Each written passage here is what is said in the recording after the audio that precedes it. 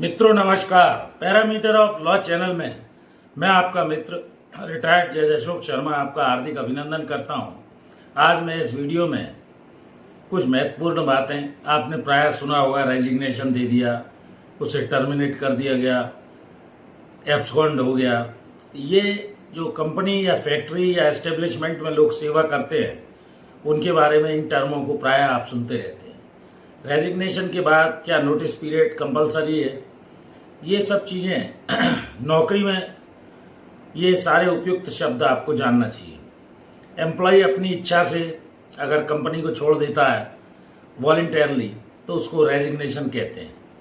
वो किसी भी कारण से, पारिवारिक कारण हो सकता है, सेवा का कोई कारण हो सकता है, लिखित में यदि देता है और उस त्यागपत्र या रेजिग्नेशन को कंपनी का जो मैनेजमेंट का उसका वरिष्ठ अधिकारी है, सीनियर मैनेजर है, वो स्वीकार कर लेता है तो रेजिग्नेशन लेटर फिर वहां से मिलता है। और काम छोड़कर कुछ केसेस में कंपनी आपके जो भी ड्यूज हैं उनको क्लियर कर देती है।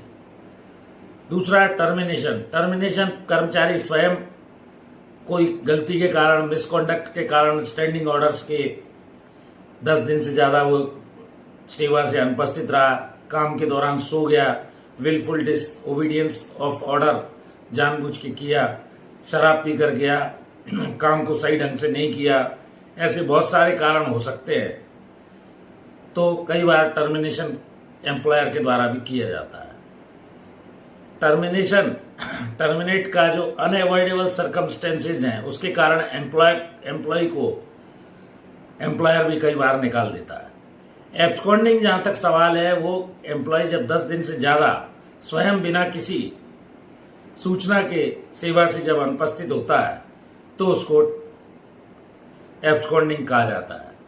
तो रेजिग्नेशन जो भी आपके पास कंपनी का है उसमें 15 दिन से 45 दिन का आपको सूचना देना जरूरी है। आपके पास स्किल है, जो भी आपकी जगह वो रखेंगे, अगर कहते हैं तो आप समझा दीजिए, जिससे कंपनी के आपके रिलेशन अच्छे बने रहेंगे, जो भी कार्य आपको सौंपा गया है।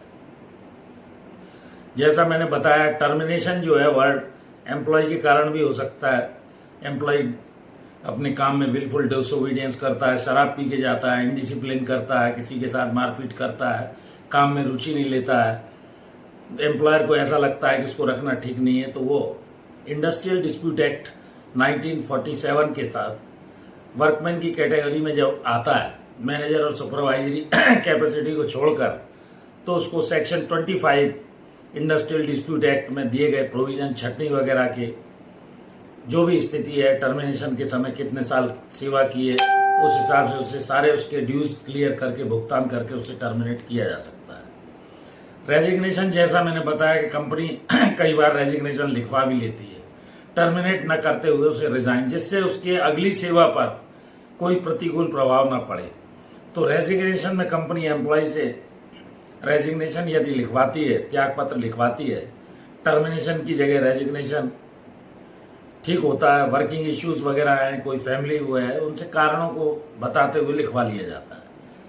रेजिग्नेशन को आप टर्मिनेशन की जगह प्रेफर करें यदि आपसी संबंध ठीक है, फिर आप दूसरी किसी कंपनी या एस्टेब्लिशमेंट या फैक्ट्री में काम आसानी से कर सकते हैं, कोई स्टिग्मा नहीं लगता है। स्टिग्मा लग जाने से वो फिर कई बार डिसमिसल जैसी स्थिति होती है, आपके खिलाफ कोई चार्जेस है, मिसकॉन्डक्ट वगैरह के इंक्वायरी होगी, इंक्वायरी करने के लिए कोई प्रेजेंटिंग ऑफिसर आपके केस को भी रखेगा, एक इंक्वायरी ऑफिसर भी होगा, प्रेजेंटिंग ऑफिसर अपनी एविडेंस देगा, आप डिफेंस में देंगे।